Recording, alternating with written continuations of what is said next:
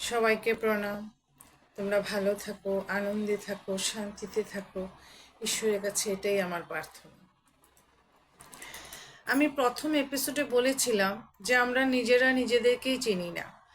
তো এখন আমাদের মনে প্রশ্ন উঠতে পারে যে কি বলে আমরা বলে চিনি না আমাদেরকে? আমি ওইখানে ওই বাড়িতে থাকি, ওই জায়গায় থাকি, ওই শহরে থাকি, আমার নাম এই, আমি এই করি, আমি এই চাকরি করি, আমি এটা করি, আমি সেটা করি। আমি কি আমাকে চিনি না? আমি তো ভালো করেই চিনি আমাকে। কিন্তু না, এটা হলো আমাদের বাহির জগতের পরিচয়। এটা হলো আমাদের অ্যাড্রেস। এটা ওইখানে আমি থাকি, এই আমার নাম, এই তার সন্তান আমি, এটা। কিন্তু এটা বাহির জগতের। অন্তর্জগতের যে আমি নিজে, আমি কে, সেটা আমি জানি না বলেই আমি নিজেকে মহান ভাবতে পারিও না। এখন যদি কেউ বলে যে তুমি ঈশ্বর, আমরা ভয় পেয়ে যাব না? কি বলে, আমি বলি ঈশ্বর, কারণ আমার সেটা সম্বন্ধে আইডিয়া নাই, তাই আমি বলি ভয় পাবো। কিন্তু অ্যাকচুয়ালি আমরাই ঈশ্বর, আমাদের মধ্যেই ঈশ্বর থাকেন, আমরা বুঝতে পারি না। বুঝতে না পারার জন্য জন্ম হয়, কর্মফল অনুযায়ী আবার জন্ম হয়, জন্ম মৃত্যু চক্রে আমরা পড়তেই থাকি। এই যে নিজেকে জানা, এই নিজেকে জানবো কি করে? নিজেকে জানতে হলে ধ্যানের মাধ্যমেই, বিশেষভাবে আমরা ধ্যানের মাধ্যমেই জানতে পারি নিজেকে, যে আমি কে, আমি স্বরূপত কি, এটা আমরা বিশেষভাবে ধ্যানের মাধ্যমেই জানতে পারি। তো ধ্যান কিভাবে করব? ধ্যান তো সবাই তো আমরা পারি না ধ্যান করতে, ধ্যানকে জিনিস সেরকম বুঝিও না। ধ্যান একটা বিশাল বড় জিনিসই, কারণ মনকে একাগ্র করতে পারলে তবেই ধ্যান হবে, তাছাড়া ধ্যান হয় না। ধ্যান মানে কোনো জিনিসের একদম, কোনো একটা জিনিসের উপরে একভাবে পড়ে থাকা, একদম। ওটাকেই তো ধ্যান বলে না? সায়েন্টিস্টরা কি করে, একটা জিনিস তৈরি করবে, তো ওইটার উপরে ওরা দিন রাত সব দিয়ে দেয় একভাবে। তো এই যে ধ্যানটা তো মন দিয়েই করতে হয়। বাহির জগতেও কিছু যদি অ্যাচিভ করতে, মন দিয়েই করতে হয়। এই মনটা তো আমার চারিদিকে ঘুরছে, আমি একাগ্র করব কি করতে? মন তো 1 সেকেন্ডের জন্য চিন্তাহীন থাকেই না।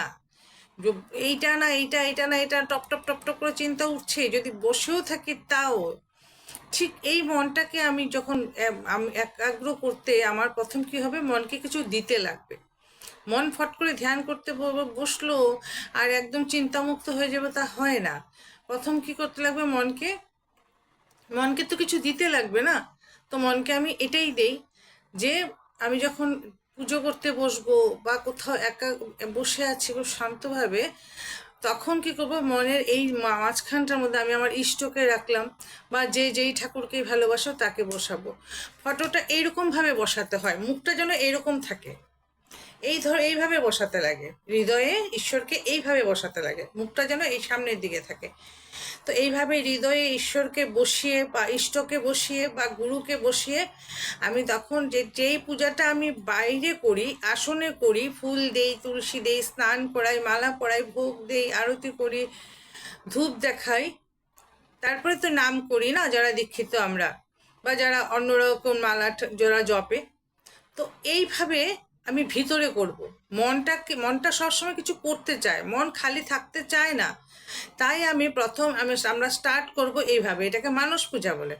তো আমরা প্রথম হৃদয়ে ঈশ্বরকে বসিয়ে এরকম করে আমরা রোজ শুরু তো করি, তারপর দেখি না কিভাবে নিজেকে জানি।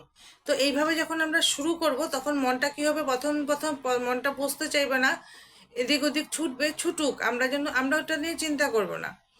ঠিক যখন আমি রোজ রোজ রোজ রোজ করতে থাকবো না, তখনও একসময় ঠিক বসবে।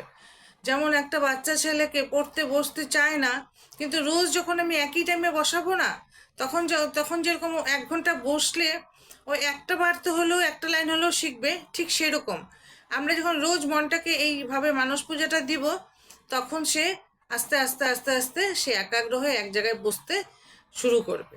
তো আমরা প্রথম এটা শুরু করি, তারপরে আমরা আস্তে আস্তে নিজেকে কিভাবে জানবো সেটা নিয়ে বলবো।